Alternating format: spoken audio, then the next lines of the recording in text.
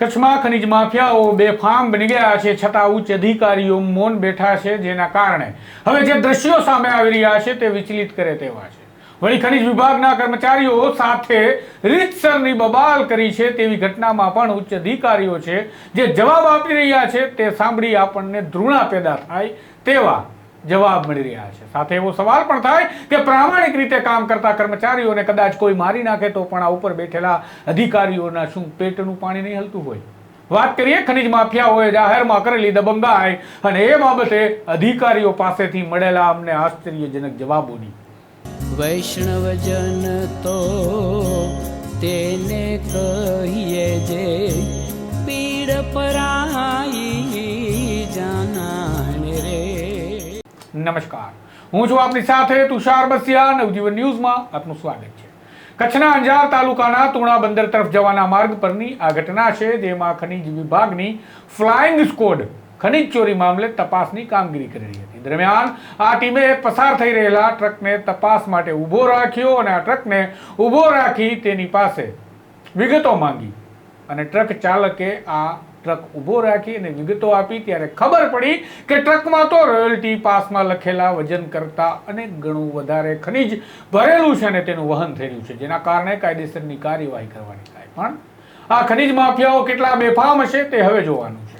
આ કામગીરી દરમિયાન ત્યાં કેટલાક શખ્સો આવી પહોંચે છે અને ખનીજ વિભાગની ફ્લાઇંગ સ્કોડના કર્મચારીઓ સાથે બબાલ શરૂ કરી દે છે. બાદમાં આ મામલો હાથાપાઈ સુધી પહોંચ્યો અને મારામારી પણ કરવામાં આવી. આમ ખનીજ વિભાગના કર્મચારીઓ પાસેથી આ કબજામાં રહેલો ટ્રક ખનીજ માફિયાઓ છોડાવી અને નાસી છૂટ્યા.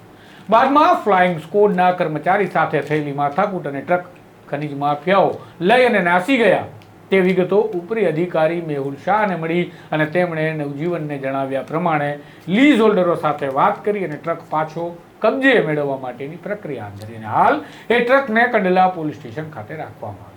હવે ટ્રકને ઓવરલોડ અને ખનીજ ચોરી મામલે દંડ પણ ફટકારવામાં આવશે. પણ સવાલ એ છે કે શું આટલી મોટી ઘટના થઈ તો ખનીજ માફિયા વિરુદ્ધ પોલીસ ફરિયાદ ન કરવી જોઈએ?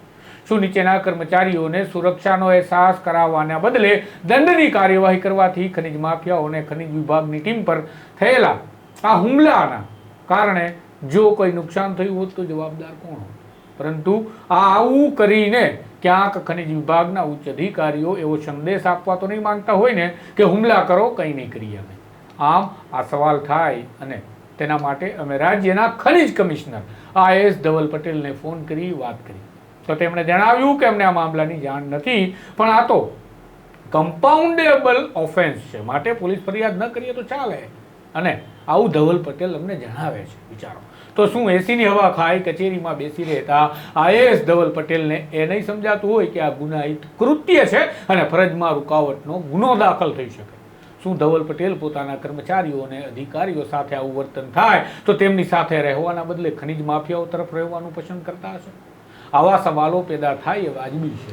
આમ આ બાબતે નવજીવન ન્યૂઝે ઊંડી તપાસ કરતા માલુમ પડ્યું કે બબાલ કરી ટ્રક છોડાવી આ નાસી જવાના મામલામાં જે વિડીયો વાયરલ થયો છે તેમાં દેખાતા શખ્સો ઊંચી રાજકીય પહોંચ ધરાવતા લોકો છે અને તેના કારણે આ મામલો હાલ શાંત પાડી દેવાના પ્રયાસ થયા છે અને માત્ર દંડની જ કામગીરી કરી અને આ એવો રસ્તો કાઢવામાં આવ્યો છે કે લાગે નહીં કે એમને જવા દીધા. આમ આવી કાર્યવાહીને ખનીજ વિભાગની ટીમના સભ્યો કેવી રીતે જોવે તો એ એવી રીતે જોઈ રહ્યા છે કે આ વિભાગમાં પોતાના કર્મચારીઓની કોઈ કિંમત ગણતું નથી અને ખનીજ માફિયાને છૂટો દોર આપવામાં આવ્યો હોય તેવી આ ઘટના છે. જોઈએ હવે આ સમાચાર બાદ ખનીજ વિભાગના ઉપરી અધિકારીઓ જે એસીમાં બેસી આરામ ફરમાવે છે તે કંઈ કરે છે કે પછી બસ એસી ચેમ્બરમાં બેસી આરામ ફરમાવી આવી દંડની કાર્યવાહી માત્ર દેખાડા માટે કરી સંતોષ માને છે.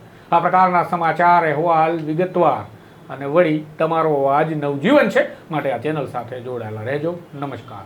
વૈષ્ણવજન તો તેને કહીએ જે પીડ પર